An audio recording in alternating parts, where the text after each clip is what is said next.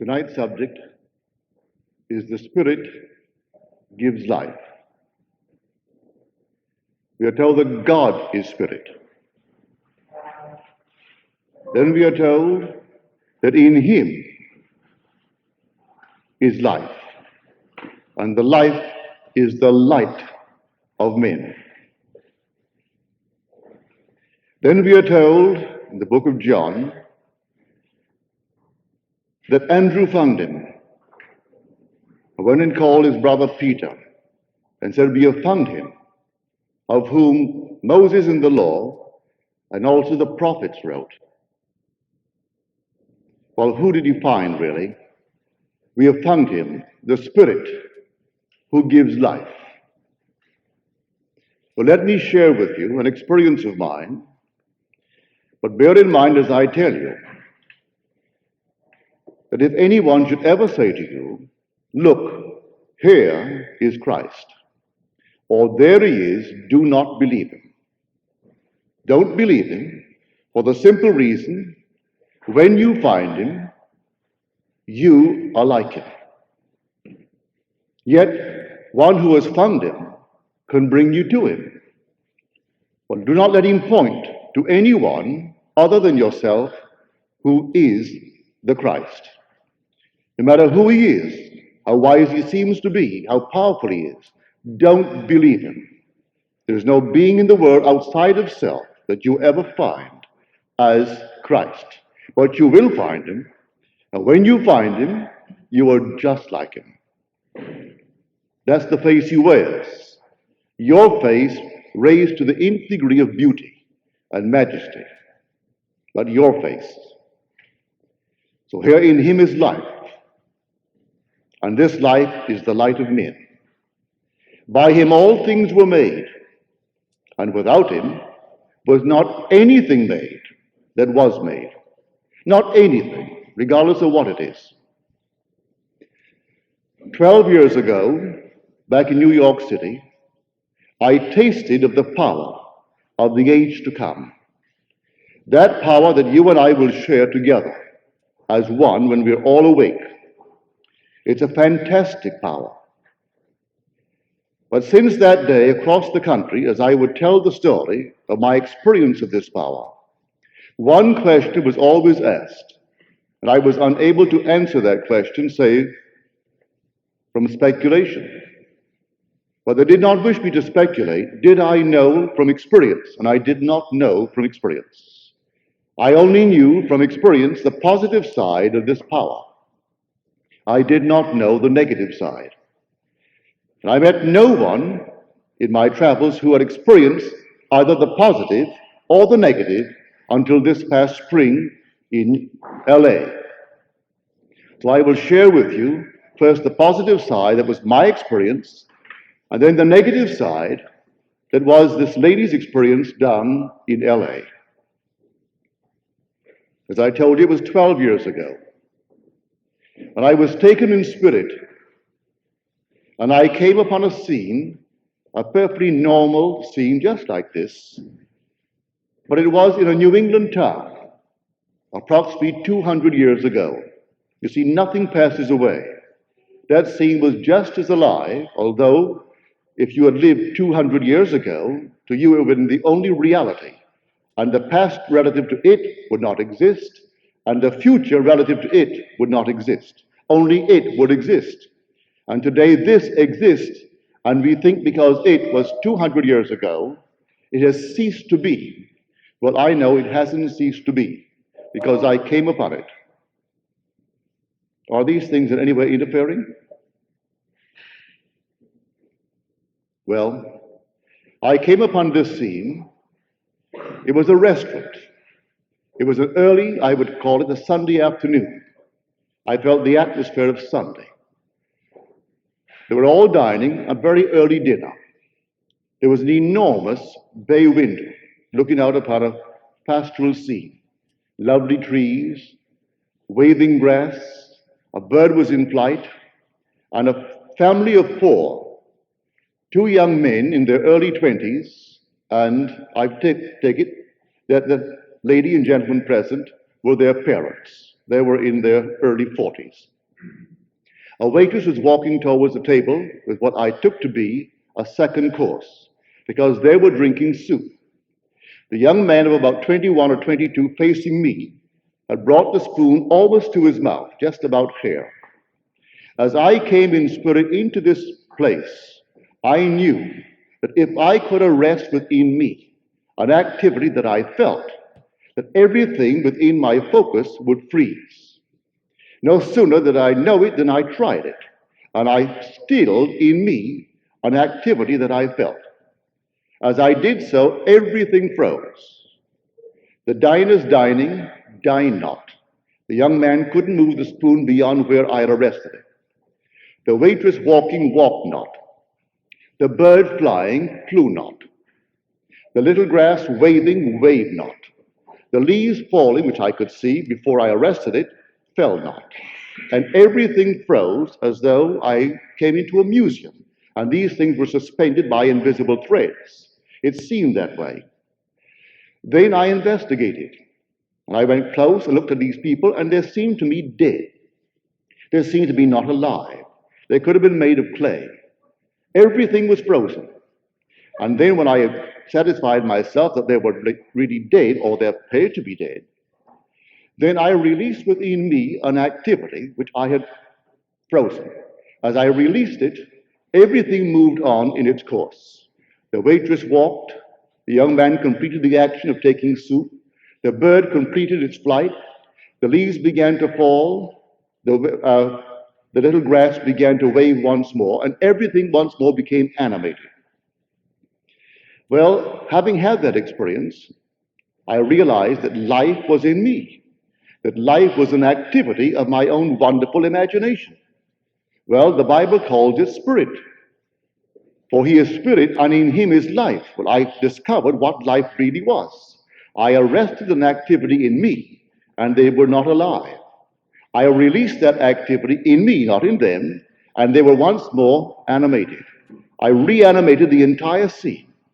I discovered that what we call laws of nature, like gravity, is only, I would say, is not really an absolute law, because were it an absolute law, the bird in flight should have fallen when arrested. The leaves should have continued. They should not really be suspended in space, but at least the bird in flight would have fallen, but it didn't. And the moment I released it, it continued in its flight to fulfill its purpose. I can see where the waitress would not fall. I can see where the 4 diners could be arrested and yet not in some strange way deny the law of gravity, but not the bird. However, as I saw it, my entire concept of life as I know it changed. So I told that story across the country in the major cities as I visited these cities. One question that is always asked is this: were the 4 diners aware of the fact that they were frozen? Was the waitress aware? Well, I couldn't answer. I didn't know. I only knew, as far as I'm concerned, they were dead. They were frozen, and they seemed not only to be inanimate, but to be devoid of any possibility of ever being animated, until I released it from within me. When I released that activity, which now I know to be life, they once more became alive. Well, this spring in LA, this couple, they live on the beach down in Malibu. And it's her custom to go walking every day on the sands. And this day in question, as she was walking, looking out to an animated ocean, and seeing people on the beach walking, and everyone the normal way of living. And suddenly, and these are her words, she said, "Neville, suddenly, as I'm watching the animated, not an angry ocean, but quite a live ocean, suddenly someone or something turned me off. And I was nothing." These are her words. The ocean was nothing. The people were nothing. Everything was nothing. And I stood there aware of being nothing. Then whatever turned me off, or whoever it was that turned me off, turned me on again. And then once more I became someone, and the ocean something, and everything round about me once more became animated and something. Now, I can answer that question based upon her experience. I had the positive experience of life in myself, for I arrested it and turned it on again. But I didn't know that when I arrested it and the four diners stopped and were still in their tracks, and the waitress was still, and the bird still, that they had the experience of being nothing. So now I know that that's our future, to actually taste of the powers of the age to come. Then it throws light on the great trial of history.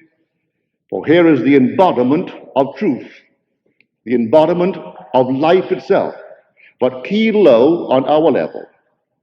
And he stands before the personification of reason in this world. And reason asked him, "Where are you from?" And he did not answer. And then Pilate said to him, "Do you not know that I have the power to release you, or the power to crucify you?" He said, "You would have no power over me had it not been given to you from above. Therefore, he who delivered me to you, he has the greater sin." That there was no power here whatsoever unless animated from above. That from above, spirit animates this entire wheel of recurrence. And we have our intentions. It could be arrested as this lady themselves, and she felt herself to be nothing. And then someone who turned it off, turned it on, and once more she felt she was something. Now, here in the book of John, in him was life, and life was the light of men. But the life was in him, and our consciousness is simply the light turned on. When he turns it off, the light is turned off, and we are nothing. Now, it is in him that is life. By him all things are made. Without him, there was not anything made that was made. So now I will introduce you to him. And do not look outside of yourself to find him. You're going to find him within yourself. You may not see him. Actually, as I described it last night, telling you the story of Jung and telling you the story of my own experience when I encountered myself in deep meditation, meditating me, making this thing an animated form that moves across this screen of space. But here, if he makes all things, good, bad, and indifferent, and without him not one thing was ever made, well then let us tell you the story. A gentleman writes me that in 1933, he was sailing down the Danube from Vienna to Budapest. But when he came into Budapest, the lights were on. It was quite late. He was so startled with the sheer beauty of the lights of Budapest that he had an intense longing to always capture that, and promised himself that when he returned to America, he would look all over to find a place that would give him just such a view or something similar. He returned to his home in Missouri and then moved on to Southern California. And there in the hills of Southern California, there was a view of that fabulous basin when it's all lit up at night, as he described it, like some wonderful lady of the evening with all of her jewelry on. And it simply stunned him. He so loved it. Well, he bought a place with that view, tore out the side and placed an enormous window so he could always see the view. Then, 10 years ago, the one below him planted a huge grove, really, of poplar trees. And he knew in time the poplar trees would grow and obscure his view. He knew it. Well, the time came, which is only about a year ago, that the leaves came and the branches came and the view is obscured. In the meanwhile, he started coming to my meetings. He's been coming 2 years now. He said, I will apply this principle of imagining. If imagining creates reality, I will stand here at this window, and with my eyes shut to the obvious, I will see the view that I have seen for years.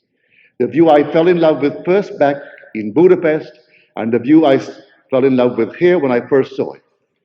And for one solid week, he simply saw what formerly he remembered seeing. For I told the story of I Remember When, which was a vision of mine to share with those who would come to my meetings. So having remembered my vision of I Remember When, I think you've heard that vision of mine. And for one solid week daily, he would look and see the sight that he ought to see if the poplar trees were not there. In 1 month, the poplar trees died. Every tree that blocked the sight died. Not all the poplar trees, but every one within view of that actually died. At first, it was a shock. Then he said to himself, no, love cannot kill love, and life cannot kill life. Life simply has rearranged itself to conform to the image of my mind. So here he discovered Christ. You say, but Christ wouldn't kill. You must listen carefully to the words. He does everything. I kill, I make alive. I wound, I heal. I create the light, and I form the darkness. I do all things. There is no God but God. So if these things died before his very vision, well, then they died. And the man below had, for insurance purposes, to remove the trees. So he removed all the dead trees. Then he says, I had a cat. I loved the cat, and the cat tore all of my lovely rugs apart and all of my lovely chairs apart. I really loved the cat. I did not get new rugs immediately for the simple reason, Neville, I was hoping that she would die. She was 15 years old, but she seemed to be determined to outlive Methuselah. So here, the cat wouldn't die. He didn't want to kill the cat. He just wanted the cat to be trained. So he imagined the rug in the backyard, which the cat had never used. The cat was 15 years old, and he had that cat for 15 years. That the cat was on the outside, tearing everything apart from that rug. 3 days later, the cat went out and started using the rug instead of the carpets. Until the day she died, it never once came back and tore the rugs. Well, now he has found Christ, because in him is life. He took life from the trees and rearranged them. Here was a cat performing a certain action for 15 years. What a habit formed. And in 3 days, that habit could be broken and remain broken until she made her exit from this world. Well, a gentleman in the audience, when I told that story, it never occurred to him to try it until that moment when he heard the story. Well, he had a problem similar to the poplar trees, only they were not poplar trees. Seated at his dining room table, he used to feast upon a scene across a valley. And suddenly, the next door neighbor planted bamboo trees. And the bamboos came and blocked off the entire side. He didn't tell his wife or the neighbor what he was doing, but he would physically seat himself at the table and then look off into space and remember what he could see before the trees grew. And he saw it clearly in his mind's eye. And for one solid week, that's what he did. Now, when he came home, at the beginning of the second week, his wife met him and said, do you know what has happened today? Our neighbor has removed all the bamboos. It was his urge. He thought he initiated the desire to completely change all the backyard and remove all the bamboos. He did not have to go next door to the neighbor and persuade him to do the gracious, decent thing as a neighbor. He didn't tell the wife so because she might have done it. He simply sat there quietly and looked, and he saw what he would see if there were no trees there. So here are two. He found Christ, for only Christ can make a thing. Now a third party. He said, I have a little girl, 8 years old. I got thinking, I'm not doing enough for my child. I don't see her enough. I should spend more time with her. That was all that he said to himself. Then he said, I'm very fond of jet flying. So one day, I thought I would enjoy an imaginary flight. I found myself getting ready with my little girl and my wife. We were all getting ready to go off. We would go flying. But strangely enough, as we went through the door, only my little girl seemed to enter my imagination. She had never flown before, so I didn't drive the streets. I found myself right at the airport. I'm explaining to my little girl all the things about an airport. Incoming planes, departing planes, weighing all the baggage and all these things. Then instead of walking up the ramp, I found myself on the plane. I placed my little girl in my imagination at the window. Then I felt the takeoff. And here I am describing to her the things below on the ground, the buildings, the sights, all these things to her, and then I broke it. That was all. A month later, I say to my little girl, Lynn, on April the 11th, it is Father's Day and Daughter's Day, Daughter's Day. So that day, you and I will spend together, just the two of us. What we will do, I don't know. But it said, came the morning of the 11th of April. And my wife is dressing, my little girl is dressing, I'm dressing. But it's just for Lynn and myself. But we went through the door together because my wife had a date with a beautician. And then we parted company and off I went to my car. I thought, now what will I do with Lynn for the whole day? Well, I will go and have breakfast first. Then I'll take her to the beach. And following a lovely time at the beach, I'll take her to lunch. After lunch, I'll take her to the movies. So I got on the San Diego freeway. And there I am tearing down on the freeway when suddenly a feeling possessed me that I could not shake. And that feeling was to get over to the airport and take a jet to San Diego and go to the zoo. I went over to the airport, got on that jet with Lynn. Here I am in the San Diego Zoo. I am almost at the end of my trip, and it dawned upon me what I had done in imagination. The very thing I had done, say, 6 weeks before, now comes to fulfillment, and I didn't recognize it when it happened. He found Christ. I hope by these stories, without tasting of the power of the age to come, you will recognize Christ in you. For it is Christ in you that is the hope of glory, not any Christ of history. So when you hear the word Jesus, do you make a mental image of a being outside of yourself? When you hear the word Jesus Christ, do you think of something on the outside that lived in time and space, as unnumbered tens of millions do? Then that's not he. You haven't found him. When you find him, you think of no one but that presence within you that brings everything into being in your world. He has always brought it, he is bringing it, and he always will bring it. And there is no other Christ. So when you hear the word, automatically check yourself. What do you think of when you hear the word Jesus Christ?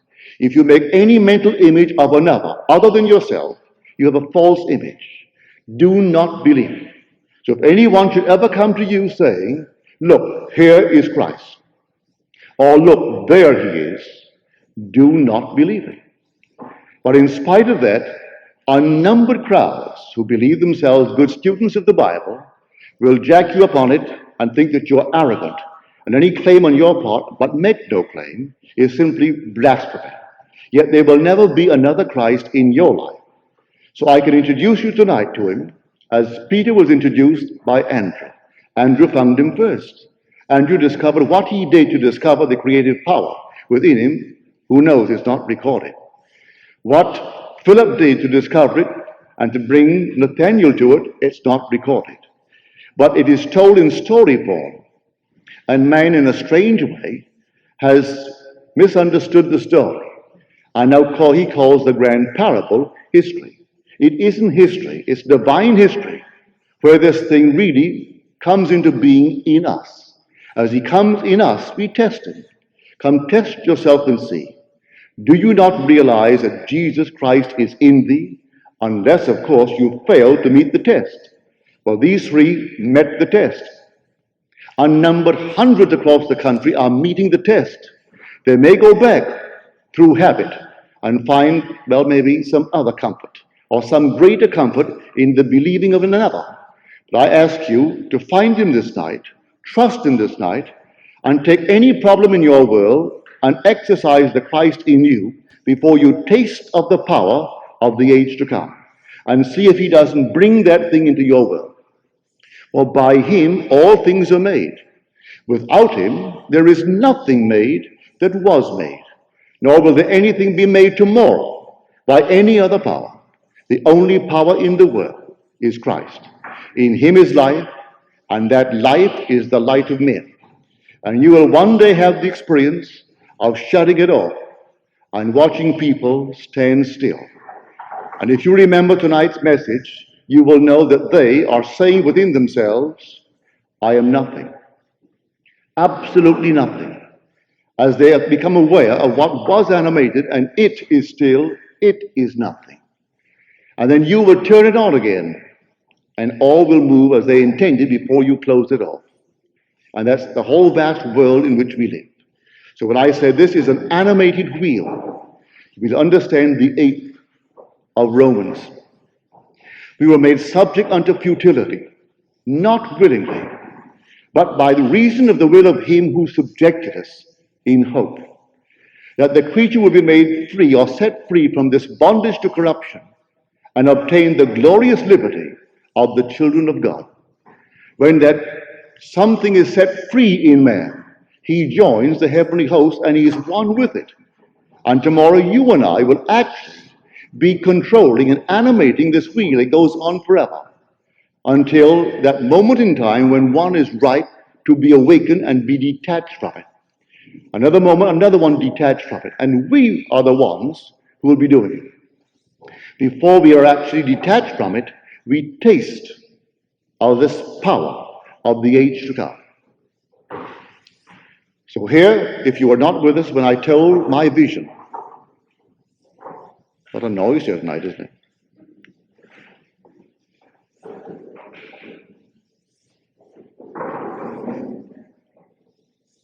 Pardon me?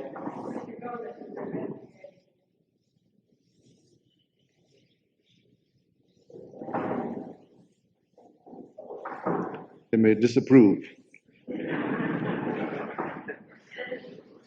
They don't want me to bring you Christ this night. But I have found him, and having found him, I am bringing him whether they approve or disapprove. So, many, many months ago, I had this experience to confirm the 41st chapter of the book of Genesis. For in the book of Genesis, we are told that if a dream doubles itself, but then the thing has been fixed by God, and God will shortly bring it to pass. And this is what happened to me. Again, I felt myself move in the Spirit and move back in time. Not that far back, 200 years, but only, say, to the turn of the century. And I found myself in this interior of a palatial home that used to dot Fifth Avenue at the turn of the century. These 60, 70, 80-room mansions. As I entered, there were 3 generations present. One invisible, but he dominated the entire household.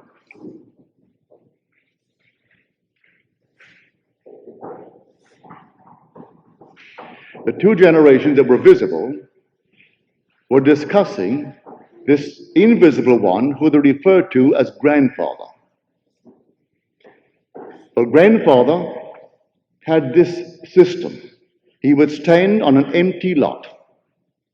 And while standing on an empty lot, he would say, and paint the most wonderful word picture as he said it, I remember when this was an empty lot. And then he would paint the most fantastic word picture of his desire for that lot. And paint it so vividly that they all saw what he saw and produced in words. It was that concept of life that made a fortune for him. It was that fortune that the 2 generations were now enjoying. But they didn't know his secret. They only told it as a story. Well, I came back, the whole thing was so vividly impressed upon my mind that I wrote it out. Having written the whole thing out, I returned to bed to redream the entire dream, with one exception. In the second dream, as I entered the mansion, seeing the same people, I was grandfather. Then I turned to the two generations present, and I would tell them, I remember when this was an empty lot. And then I painted the word picture of my desire for that lot. So I told that story to the audience in LA. I tell it no matter where I go. For it means it is a true vision when the thing is doubled, as told in the 40th verse of Genesis. So on the strength of that, many now are taking that system, as it were, by saying to someone or saying of someone, I remember when they were unemployed. If today they are unemployed, within their mind's eye, they say, I remember when he was unemployed. If I remember when he was, I am implying he is not now. I remember when he didn't make 10,000 a year. If I say I remember when he didn't make 10,000 a year, I am implying he makes in excess of 10,000 now. If I want to push it up, I can say I remember when he did not make 20,000 a year. That would imply his income is in excess of 20,000 a year. I remember when he was just a weakling. I am implying he is not a weakling any longer. So you can take this technique and apply it to anything in the world. I remember when she was madly in love with one that I disapproved of. I remember when I couldn't even raise the question because she would not listen to me.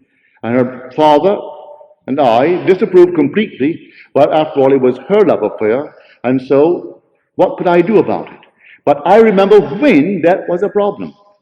Therefore, it's no longer a problem. You can take this same attitude towards every problem in the world and bring about the solution. I remember when he had, and you named it. If I remember when, he no longer has it. And you can do this with everything in the world. Now, this is something that I did not induce. Visions are things you do not sit down and induce at will. No power in the world can sit and induce a vision. A vision to me is truth unmodified by the conceptual mind. You don't rationalize it. You don't sit down and think about it. It just happens. And we are told in the book of Numbers, if there be a prophet among you, I, the Lord, will make myself known unto him in vision, and I will speak with him in a dream. Well, the Lord is not a liar. So if he speaks with you in a dream, well, then listen carefully. And when the Lord repeats the dream, it's for a great purpose. He tells you that is now fixed, and go out and tell it. Tell it as though you had received it, and everyone heard it as you received it. For the thing is now fixed by God, and God will shortly bring it to pass. Well, since I started telling that, I can tell you the most wonderful stories, the most fantastic results if people apply it. For they apply it in a simple way. They think of someone that they know and mentally carry on a conversation with another. I remember when, relative to the other. I remember when he was terribly disturbed because of a certain problem. And look at it now. For that would imply he's no longer disturbed. And take any problem in the world and then face it and remember when. And it's no longer that problem. So here, this man remembered when he could see across the valley 1 mile away, that wonderful landscape valley. And then the man next door has the urge to cut down all the bamboos. I remember when I saw Budapest. I remember when I could see the entire valley, this grand basin called Los Angeles, and see it so vividly at night when it's all lit up. I remember when, and the trees die. I remember when that cat used to tear up all the rugs in this place. It no longer tears any rug. It goes back into the backyard and uses a little mat for its purpose.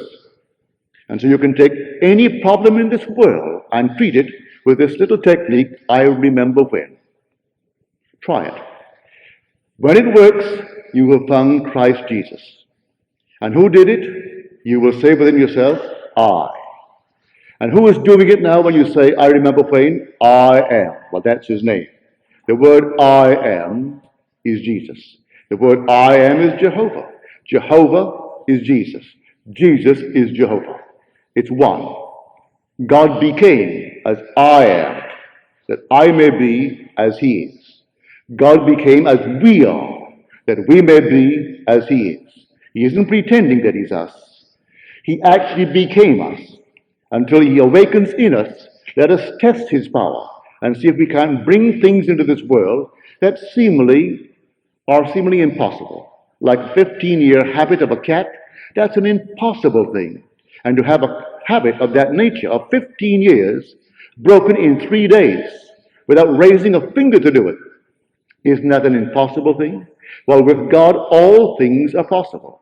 They may be impossible to man, but that man didn't do it.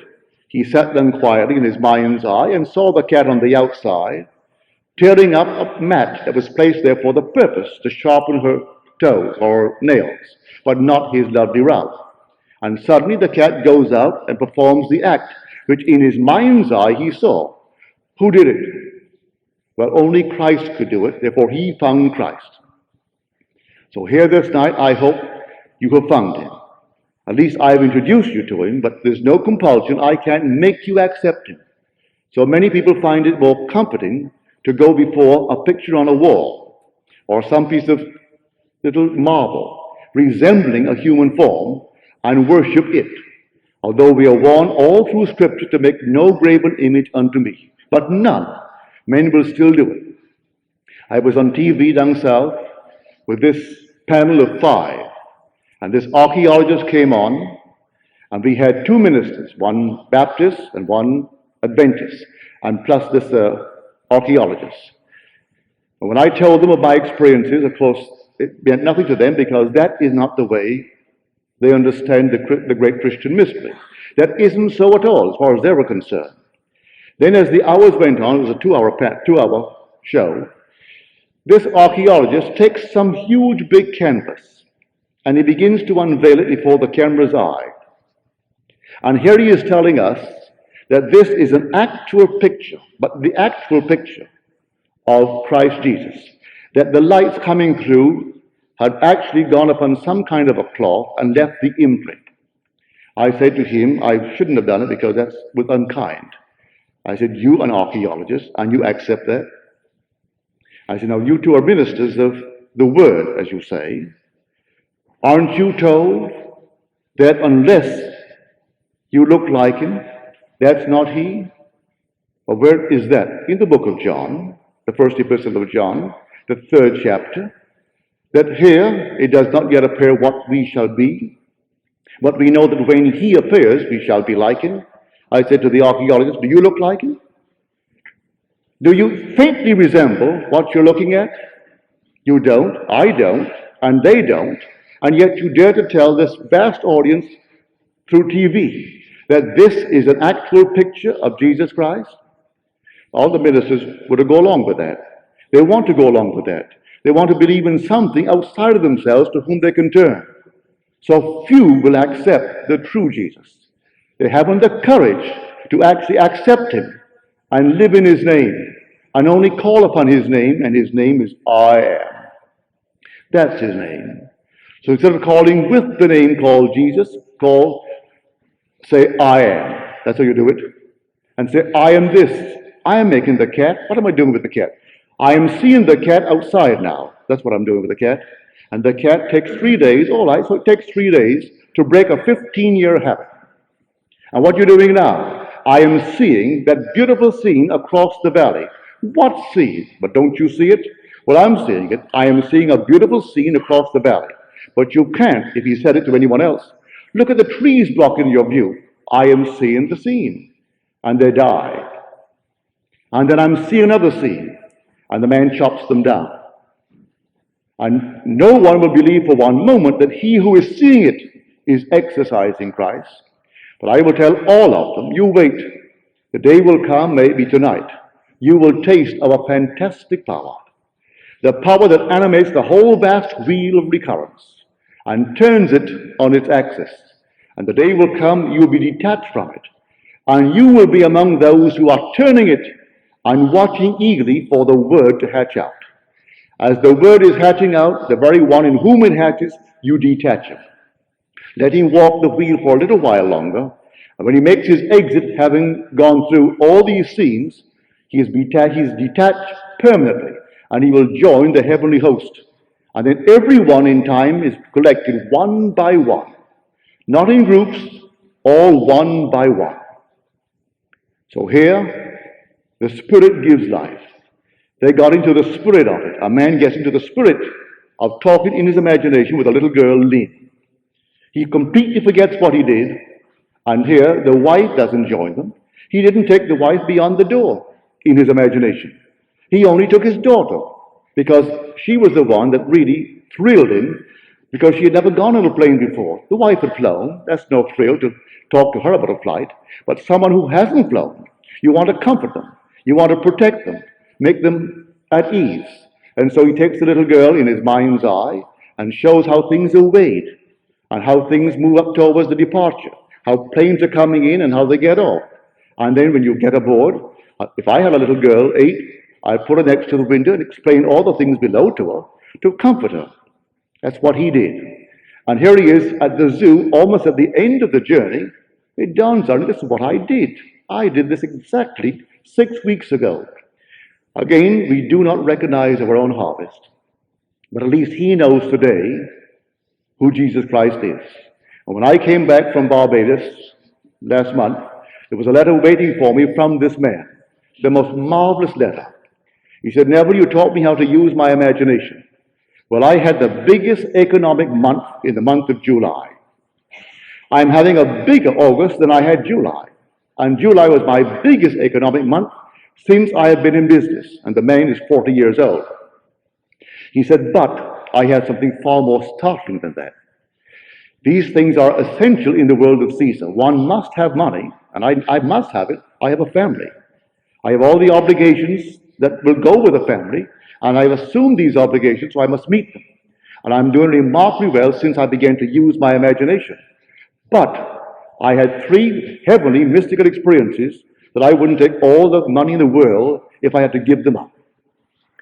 Here at night, strangely enough, as I was going to bed, I began simply to contemplate the joy of having heard of Christ Jesus. Then suddenly I felt myself move into infinite space. I had no body. I was a center of consciousness with feeling, but no body. And the strangest, most fantastic wind is accompanying me as I am moving through infinite space. And all I could say, and I heard myself say, God, God, God, repeating the word God. Then I came back in sheer bliss. It was just joy. I simply closed my eyes again after I contemplated it for a moment, and I repeated the scene. The whole thing repeated it. And I came back even more ecstatic than the first. And last night, said he, as I called upon one of my clients, I sat in the car, and I thought, it's a little too early to go home. So what I will do, I'll sit here and simply meditate. As I closed my eyes, I suddenly became aware of being just a center of feeling. And through the door I went without opening the door of the car. I went through an adjacent hospital without opening the doors of the hospital. I went through all the rooms in the hospital and out the very end. And strangely enough, Neville, I actually saw the infinite soul of God. I saw it and I knew it was the soul of God. And I fused with it. As I fused with it, the words came into my being. I kept repeating to myself, I and the Father are one. We are one. And I kept on saying, one, one, one, one. And I woke repeating the words one. And that happened. Now he said, while sitting in the car, I was so elated, I sat there in the same meditative mood. And suddenly before me came a flame, contained in what would be the area of an automobile tire. A flame that is consuming nothing, burning, but without consuming anything. And suddenly, out of the nowhere, who approached? Moses approached. And I knew it was Moses. He approached clothed in a tan robe and looked into the fire. And then to the right came Abraham clothed in a white robe. And then came Paul. And I knew these 3 intimately. And I knew it was Paul, I knew it was Abraham, and I knew it was actually Moses. I can't tell you how I know, but I knew. The three of them merged into one being, and I knew the name of that one being, and that one being was Jesus. I looked at the body, and out of the body of Jesus, who do you think I saw now? I saw myself. I am coming out of the body of Jesus. It is my body. Now here is this man doing remarkably well by the use of his imagination in business, and would give the whole thing up for the ecstasy of these mystical experiences. But he doesn't have to give up anything. He has found Christ within himself, who can take care of his family beautifully and still have these expanding, wonderful mystical experiences. Now he is the chap, the father of the little girl Lynn.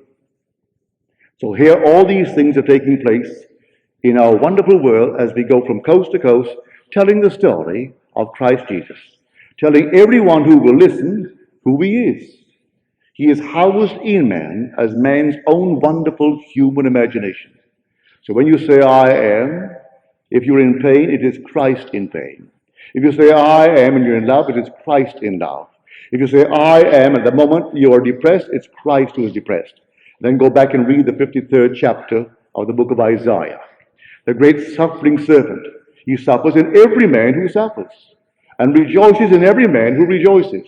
And the day will come, he will rise in man, and man rises with him, and it's the man who is rising. He so completely gave himself to man, only that man rises. Not two, one rise, and it's you. No alteration in identity, no change in identity, but for all the sameness of person, a radical discontinuity of form. And the form is the form of God. Although you cannot see it with mortal eye, it's the form of God that will clothe you when you are detached from this wheel. So tonight you take this technique, I remember when. I remember when, and then just put it, anything on it. If tonight you're denied entrance into a certain club, and you would like to join a certain club, I remember when they wouldn't accept me. I remember when I was not a member. That would imply you are a member, if you so desire it. I remember when, and fantastic things can happen with that one simple little technique. I remember when, and put anything in this world upon it. That statement in itself came to me from the depths of my soul through vision. The story of grandfather, and the second experience of the same night, I was grandfather. And standing on an empty lot, I could say, I remember when this was an empty lot. And then paint my word picture of my desire for that lot. And the lot came visibly before those to whom I spoke. So let us go into the silence now and use the technique, I remember when. Now, are there any questions, please? Yes, ma'am. Where do we come from? Where do we come from? All things come from God. There's no other place, no origin outside of God. No origin outside of God. If I could quote for you Sir James Jeans, he said, looking at this fabulous universe, he was an astrophysicist, by the way. He's been asked the question time and time again, what makes you think, because you're an astrophysicist, that there's only life on Earth, life as we know it? I mean, biological life called man, earthly man. Because he maintained that after all of his studies, looking through the telescopes, using his mathematical concepts of life, that he couldn't find any part of the entire vast universe suited to house what we call man. But no place in the universe as an astrophysicist. And he is still to this day considered one of the truly great astrophysicists of all time. This is Sir James Jeans. And he wrote a little book called Man and the Stars. And the one who questioned his right to say that no place in God's fabulous world could house and cradle man but Earth, he said, having been a scientist all my life, Let me now share with you my own experiences even under the microscope. I use the telescope to examine the heavens, but I use the microscope to examine the little minute things of life. And man, in his attempt to reproduce himself, explodes billions of potential men, and one will come out. This is God's explosion. And one could cradle his purpose, which is man. That's the James gene. It came from God. The whole vast thing is God. He planned it just as it has come out, and as it will be consummated. It will not be altered because that's his purpose, that's his plan. You couldn't come from any other place but God. But then reincarnation is not true. I do not accept reincarnation. I don't. People accept it to justify the inequalities of birth. But I don't see the inequalities as an essential part of God's plan. That's part of his training. He's not a God of retribution. People insist that God must be as man Kilo is, because he is a being of retribution. He gets even, an eye for an eye and a tooth for a tooth. But God is a God of love. And after all, if he puts himself through the furnace, it's himself that goes through the furnace, that he may shape you right into his likeness. His purpose is to make man in his image. Well, if I took that piece of clay without the clay's consent, the clay can't question my right to shape it, and it may be hurted, maybe really hurting as I put him on the wheel. And we are hurt on the wheel. But when we come out, we are God, endowed with life in ourselves. So I'm talking to you as the same clay that you are. And I can tell you as I stand here, I have tasted of the power of the age to come. The promise that in him is life, as the Father has life in himself, so he has granted the Son also to have life in himself. So when I am designated Son of God by reason of my resurrection from the dead, as I am told in the book of Romans, well then I will have complete life in myself. Before the soul is complete, I have tasted of it. I know what it is to stop the wheel, at least a section of it, and start it again.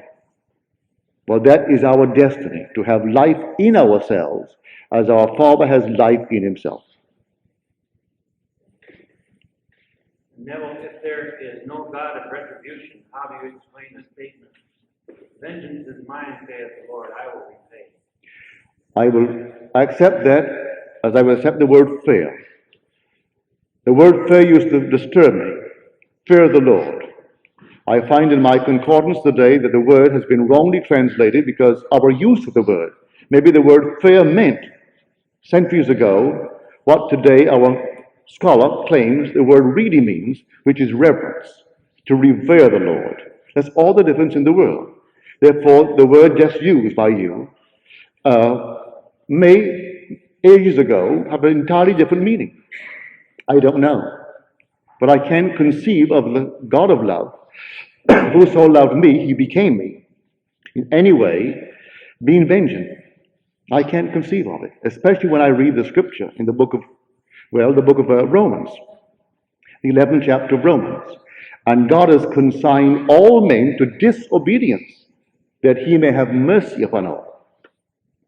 If he forced me to disobey him, well then why complain? You read it, the 11th chapter of the book of Romans. And God has consigned all men to disobedience, that he may have mercy upon all. He is a God of mercy. If I didn't disobey with his prompting, I would never know the difference between right and wrong, good and evil. In other words, conscience would not be born. I could remain forever in a garden of innocence, but I must leave innocence and enter the world of experience. To enter the world of experience, I have to tumble from innocence through disobedience. And disobedience awoke within me conscience. Conscience must be awakened. Do you know, in the world in which we live, we didn't tumble from space, we tumbled in consciousness. And in this very world today, there are those walking with us whose conscience hasn't been born. They have no knowledge of right and wrong, none whatsoever. In Little Barbados, where I was just a few months ago, my nephew sat on the jury, and a man is on trial for an obvious theft. He was caught with the goods, he had other goods in his home, he stole. On the jury, this boy is saying, I don't see anything wrong with that. A juryman. So my nephew said, you see nothing wrong in the man stealing, that's against the law of the land. You are here because you promised when you took the oath that you would uphold the law of the land. And that's the law of the land. So I see nothing wrong in it. If I was hungry, I'd go next door, I'd steal a chicken, I'd steal his corn, I'd steal anything. You call it stealing, I wouldn't call it stealing. It isn't yet born. And he held out against the 11. There were 12 on the jury. And he would not bring in a unanimous verdict. So my nephew said to him, you know, I'll tell you a little bit of the law of the land now. You swore that you would actually come in here and sit with the rest of us, and with a knowledge of the law of the land, as explained to you by the judge before you came in. For he challenged the jury, and he explained to the jury what the law is. Now, I'm going to go back and tell him that you perjured yourself. You know what it means? 6 months in jail for you. So then he's guilty. Can you imagine that? 1 second before, when his skin wouldn't be touched, the man wasn't guilty. Now that he is going to be hurt, the man is guilty automatically. He hasn't yet eaten of the tree of knowledge of good and evil. And yet he's walking in the year 1964. That's why I said the wheel is closed. And we're all in it. And it makes no difference 1964 or the year 1000 or the year 20. What section of it doesn't mean that because you're living on the year 1964 that we know more of good and evil than those who lived in the year 1. So I know that my nephew had the experience with this boy. When I said, boy, a man, a matured man, sitting on the jury, and he could not see where the man caught with all the goods in the world had done wrong. He has no consciousness of right and wrong. He has not yet eaten of the tree of knowledge of good and evil. And yet we have all to eat of it. Every man must eat of it. That conscience may be born. When conscience is born, then the journey starts. And you start the whole vast journey.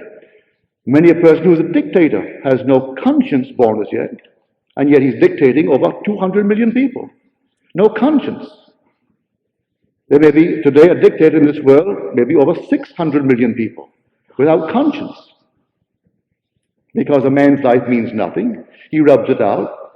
It doesn't go beyond the grave, and he simply believes that this is it, and he rubs out millions of them. Stalin did. He doesn't believe anything more than an animal life. Conscience isn't born.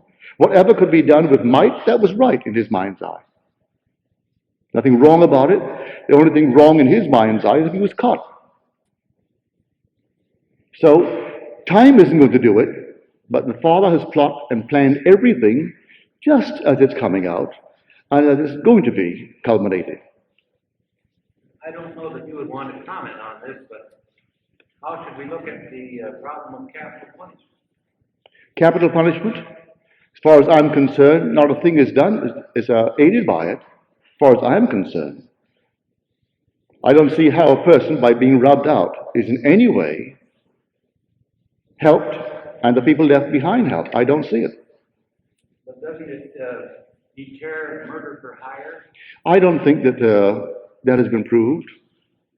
I don't think so. Many a person who is now waiting a lifetime in jail would rather be dead.